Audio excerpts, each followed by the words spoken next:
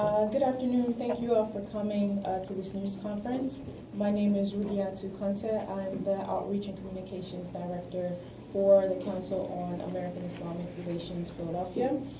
We're gathered here today along with our interfaith partners, a representative from Mishkan Shalom Senegal, the Interfaith Walk for Peace and Reconciliation, and a professor from Graduate Studies at Temple University Religious Department, and also the Arab American Development Corporation. We're here to discuss the Anti-Sharia bill that's moving through the Pennsylvania legislature that targets Islamic principles. And we'll start off a short intro by our Executive Director, Moein Khawaja, that's Moeinkhawaja.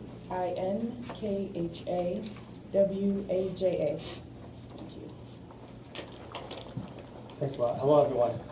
The reason we're here is because the Pennsylvania House has come up with a bill, House Bill 2029, that we feel targets Muslims and people of all faiths by banning the consideration of foreign laws in state courts. And we've got a memo here from the sponsor of the bill, Representative Swanger, who says she's particularly concerned about Sharia law being imposed on all Americans. She doesn't define what Sharia is. In recent public statements, she says that her prime motivation is about child cases and family cases, but the bill doesn't mention child or family law at all. In this memo, Representative Swanger says that Sharia is in conflict with the Constitution of the United States. So what is this Sharia that conflicts with the Constitution?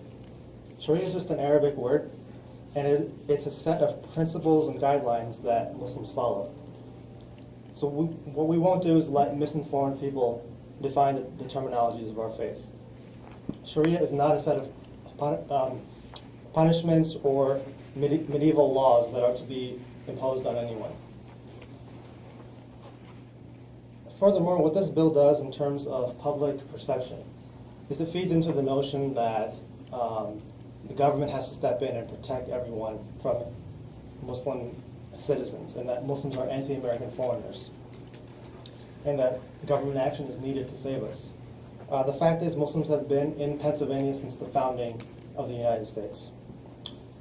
We ask that Governor Corbett take the example of his colleague in New Jersey, Governor Christie, who condemned the hysteria surrounding Sharia, and we hope that Governor Corbett can promise us a veto should this House bill ever reach his desk. And finally, we hope that he reminds everyone in Harrisburg what they're really there for, to focus on the issues of the education and the economy, and not fear-mongering tactics that help during election cycles. Thank you very much. Next, we'll hear from CAIR-Philadelphia Civil Rights Director, Amara Chaudhry. That's AMARACHAUDHRY.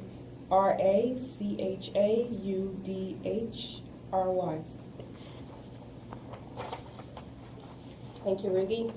Good afternoon, ladies and gentlemen. As previously indicated, my name is Amara Chaudhry. I'm the Civil Rights Director and Staff Attorney for the Council for American Islamic Relations, Philadelphia office.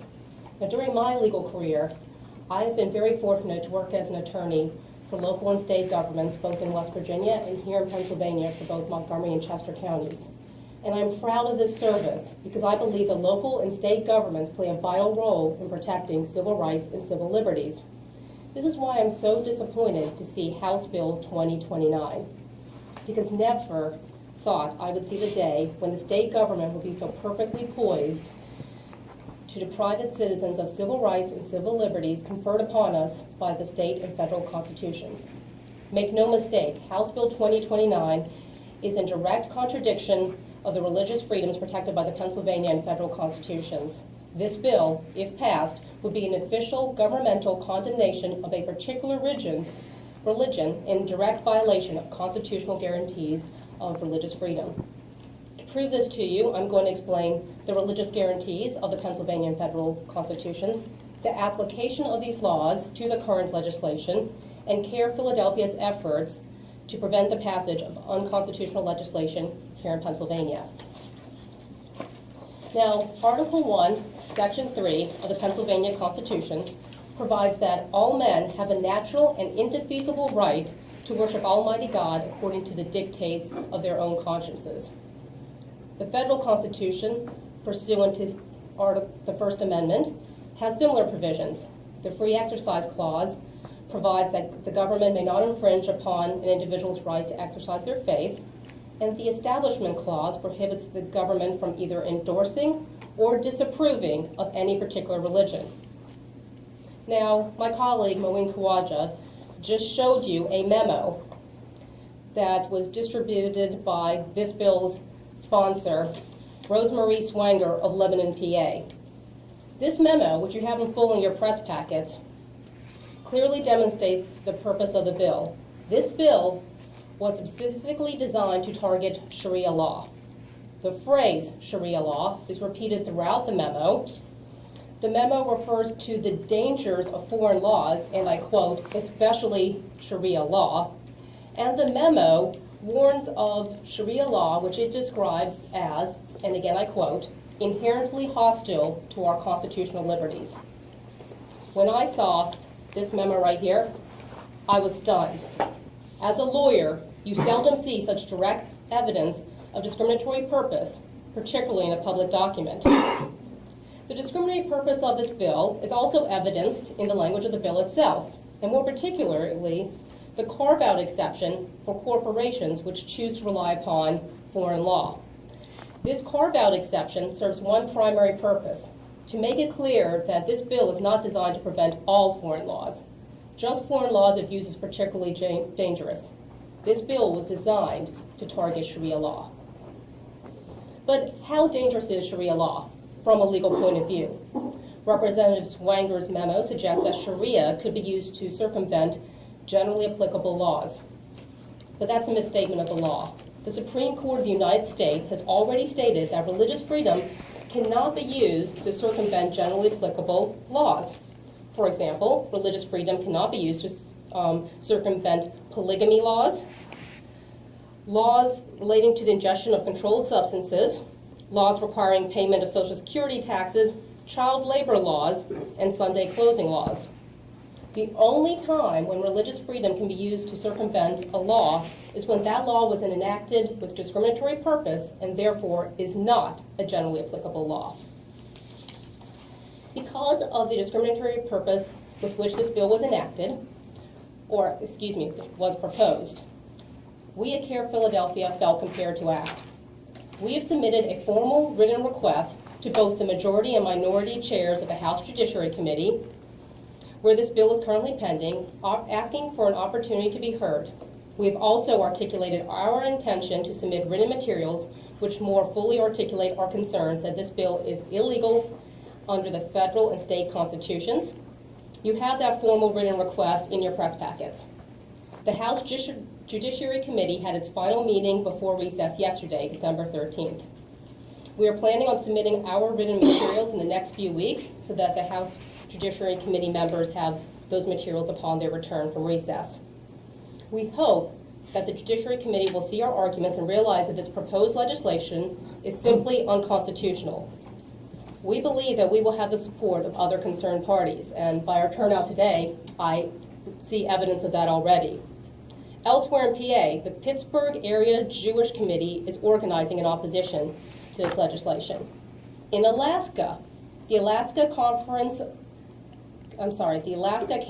Conference of Bishops lended their support in opposition to similar legislation. In Oklahoma, ACLU National lent their support.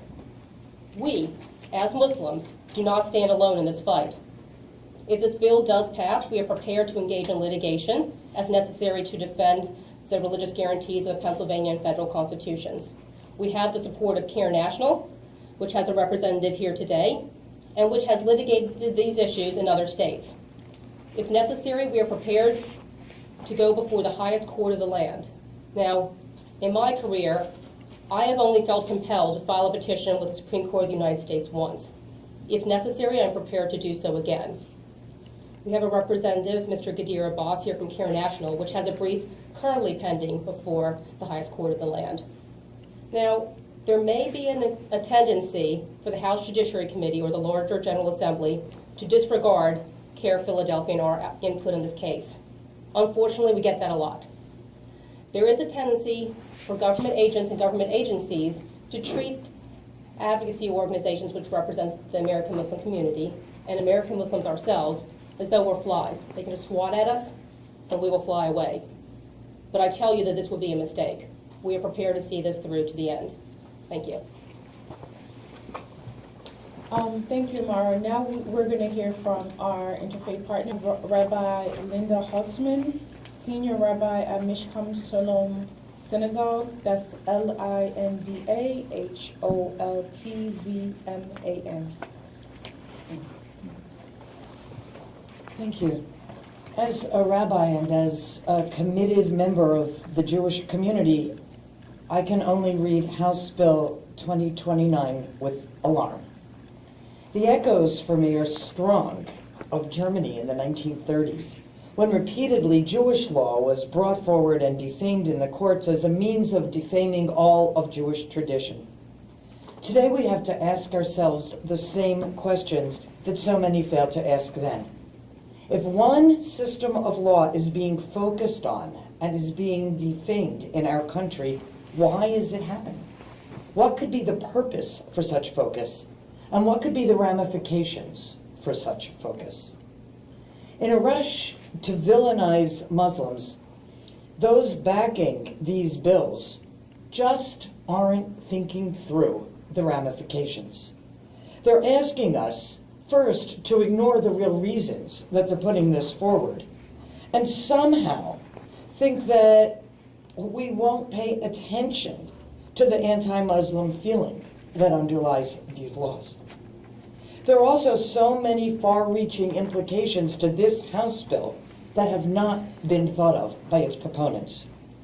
It may surprise those of us who are not lawyers to realize how often the legal systems of other religious groups are considered and are treated with respect in the American legal system. As a Jew, I've grown to assume that halakha, that Jewish law, will be treated with real respect in this country. I am not an Orthodox Jew, but my Orthodox brothers and sisters have recourse in American courts for disputes that arise in halakha, in Jewish law. Frequently, Orthodox Jews assume that disputes, primarily around divorce, can be brought to American courts and that they will be treated fairly. Orthodox Judaism doesn't recognize civil divorce, and women are not allowed to apply for a religious one. Their civil divorce settlements may require husbands to obtain a religious divorce. If he doesn't, the civil courts sort it out, often creating the possibility for a divorced woman to live fully in the community when it would not have been possible. If there's ever a question about state regulation of kosher food supervision, the American courts will take the cases and sort out the issues. If there are questions about Orthodox Jewish law and autopsies, those cases will be brought to American courts where they are resolved. This has been occurring throughout the history of the American legal system as a matter of course. It is always unquestioned. So now, we suddenly change the way the court system has worked for decades? Well, it's clear what we'll lose. We'll lose the rights of religiously observant people of all religions to know that they can be treated as whole human beings by the American courts. We'll lose some of the security that Jewish people and so many others have grown to love and expect in the United States. I know that as a Jew I can be seen as a full person in an American court of law. House Bill 2029 will do much to end this security. Yet that's not the full reason that I'm here today. It's not about me as a Jew feeling threatened today, even as I see this bill as a heinous one for the Jewish community. It's because, as I started today, of my Jewish memory. And not just because of what we will lose by this House bill, but of what we would gain. The gain from this House bill, and others like it, is a renewed negative focus on the Muslim community. We will gain the searching for the harshest laws that can be found within any Muslim legal codes and making them front and center. We'll gain the taking of these laws out of context to vilify an entire people. I know that this is what we'll gain, because this is what was done to the Jewish community. I've seen it before. I began today by recalling Germany in the 1930s, and I rarely do that, and I do not do it lightly. It began then with creating a lack of security for a people in the country's legal system. It continues by deepening the negative feelings about the people, and it can, if unchecked, sink to even greater depths. So I'm here today to express my strong opposition to House Bill 2029. I see it as the beginning, the continuing of a dangerous process. When we start restraining access or even wisdom from religious legal systems, we are doing something dangerous. We're violating the basic tenets of what it means to be Americans. Jews, of all people, know how deadly this can be. Thank you, Rabbi Linda. Next, we're going to have Vic Compher from the Philadelphia Interfaith Walk for Peace and Reconciliation. That's VICCOMPHER.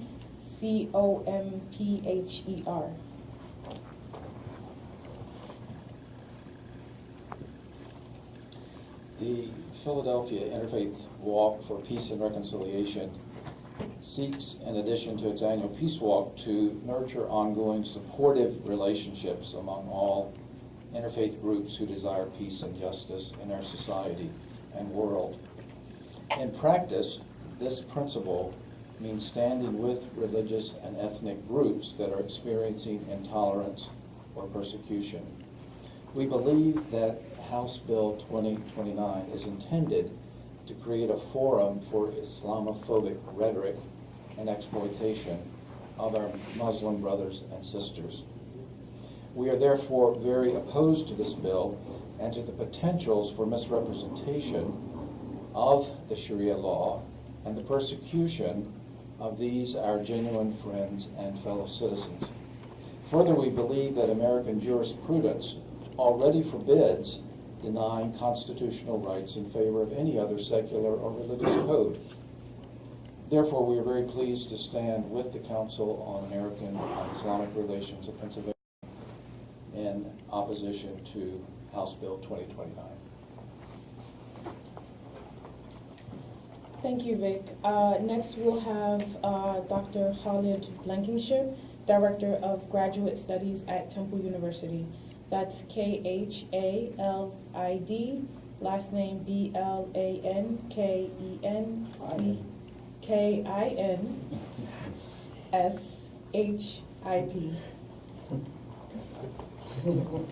Thank you.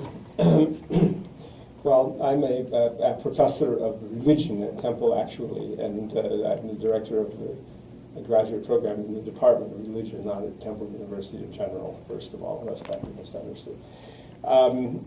And I'm also opposed to this bill, and I do view it as highly discriminatory against myself and my community, as I am a Muslim and I practice Islam. The Sharia in Islam, Sharia law, is a great and complex legal system that was worked out over many centuries and had many hands who worked at it, putting it together. It is most akin to Jewish law, as Rabbi Holtzman emphasized, and the ethos of the two legal systems is practically identical, even though the actual rulings may differ, although not always, but frequently would differ. The systems are very similar in the way that they produce the law. And furthermore, Orthodox Jews have practiced the halakha, the Jewish law here, for centuries in the United States, and that has not created any problems. It creates some interactions, of course, but it does not create any grand political problems and big threats and such things as are claimed by the sponsor of this legislation. And indeed, the Sharia does not constitute any threat whatsoever to the Americans in general. It is beyond description that people will say the Muslims will come and impose Sharia law on all of the Americans, when the Muslim population of the United States is about 0.6 to 0.8%. Not even 1% of the population. And that community, furthermore, is marginalized, is put upon, and is extremely divided amongst itself, and not unified at all. And so the idea that, oh, this tiny and marginalized minority are going to impose this, how is that? That would seem to portray the American public as being extremely weak individuals that just want some very tiny group to walk all over them and control them. Is that the case? Is that what the representative is saying, that we're also weak, that we can't handle even a small minority existing here? The purpose of the Sharia law for the Muslims, which is actually a necessary purpose, is regulating matters among themselves. And just as the Jewish law practiced by Orthodox Jews is for that very purpose, and is applied in that very way, and also on a voluntary basis, because if an Orthodox Jewish person wishes to desert their community by rejecting that law, they have freedom to do it as an American citizen. And they may receive some sanction in their community for doing so, but it will not be anything that rises to the degree of legal punishments that are the monopoly of the state in this country. And so consequently, the idea is that the Muslims only want to apply this law to themselves for matters of personal status, of marriage and inheritance and things like that. So if somebody writes up a will now and includes in that Muslim law, is the will therefore invalidated? And so the people's right is taken away from them to dispose of their property as they wish, which is the principle under American law. Is that right? Or, and divorce that has to be adjudicated, are they going to be deprived of that right? The right to have a marriage in their own system? That would be like going into the Catholic Church and saying you can't marry people the way you want. Or telling them you have to allow divorce of people even if the Pope ruled otherwise. Have we had a problem with that, even though the Catholics are a quarter of the population? Apparently not. So obviously this is a red herring, and as has been said, this is for another purpose, the purpose of attacking and defaming Islam, that this is going on. And I myself am a practitioner of Islamic law. I practice it in my own personal religious rituals, for example, which are also under the purview of the Sharia. So a law banning the Sharia might very well be a law banning the religion of Islam altogether. And so much for freedom of religion in America. So much for the vaunted freedom that Americans like to talk about in that case. And likewise, we try in my family to apply the law among ourselves and our children, because that is the practice that we practice, just like Orthodox Jews. And also, when people, because I'm a professor, ask me questions in Islam, I issue religious responses. I do not have a classical education, so I'm not proper it would not be proper for me to call my religious responses fatwas, but they are somewhat similar in form to that indeed. And I am an American citizen who was born here, and my parents were born here, and my grandparents were born here, and my last ancestor entered the United States in 1885, and the original Blankenship ancestor, Ralph Blankenship, came to Virginia in 1686, and I am not going to tolerate something that tells me I cannot choose the religion that I want to practice in this country and practice it the way I want, as long as that is within the limits of the American legal system. So I hope you all take that into account, and that this will be not passed by the legislature. Thank you. Thank you, Dr. Blankenship. Next, we'll hear from Gadeir Abbas, CAIR-National Staff Attorney. Moein. I'm sorry? The next person we'll hear from is Marwan Karidi from the Arab American Development Corporation. Well, I'm going to be quick because all the people who are in front of me are much more intelligent than me and really presented this case really well. But I just want to emphasize one thing. The reality is this will never become law in Pennsylvania. I mean, we're going to have hearings. We're going to probably take it up to, if it passes the House, then in the Senate we're going to have more. Hopefully the governor will veto it, but who knows. Then there'll be a legal challenge. But that's the purpose of this. The purpose of this is not to make it a law. The purpose of this is an exercise in discrimination. And that, simply put, it's this, and I hate to use the word conspiracy, but there's a conspiracy afoot here. These same anti-Sharia laws are being introduced in, I think it's 42? About over 20. Well, 20 states, and it will soon be more, trust me, by a small group of people whose sole intent is to demonize Islam and make Islam and American Muslims a wedge issue, a political wedge issue. And it's wrong, it's against what we, and I'm an American, it's what we as a country stand for, and I hope to see more support on this by my good friend Rabbi Holtzman, Vic, and people from all the various religious communities in the United States and Pennsylvania. This is against what we want in Pennsylvania. Philadelphia and Pennsylvania, we were started again. Let's go back to our history. Religious tolerance, religious freedom. And what this is an attempt to demonize America. I think it's to demonize the bedrock principles of our country by demonizing an important community. So thank you. Thank you, Marwan. Next, we'll hear from CAIR-National, the DC office, staff attorney, Gadeir Abbas. That's Gadeir, last name Abbas. The bill introduced in Pennsylvania is not an original product of the assembly here. Rather, it is based on the model legislation that David Yerushalmi wrote in 2009, and that has pervaded General Assemblies across this country for the last year and a half. And it's important to understand what David Yerushalmi was trying to accomplish when he wrote that legislation and when his network of bigots went about getting that legislation introduced in various states. So a little bit about David Yerushalmi provides an appropriate context to understand what the intentions are behind this bill.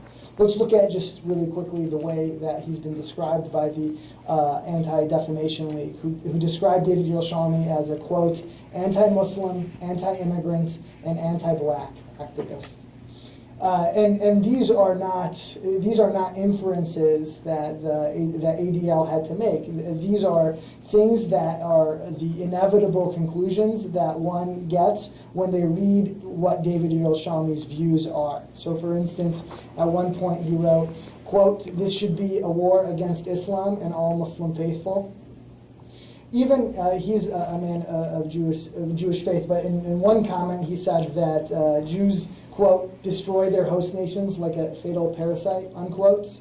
And he's even said things against racial minorities, quote, most of the fundamental differences between the races are genetic, unquote. And inexplicably and despicably, he's written at one point, quote, there is a reason the Founding Fathers did not give women or black slaves the right to vote. This is the person that wrote the model legislation upon which this bill is based off of. And it's a piece of legislation that is a vehicle for stigmatizing and isolating the American Muslim community, and that shouldn't happen here in Pennsylvania. Thank you, Gadeir. Thank you for the rest of our speakers. We're going to open the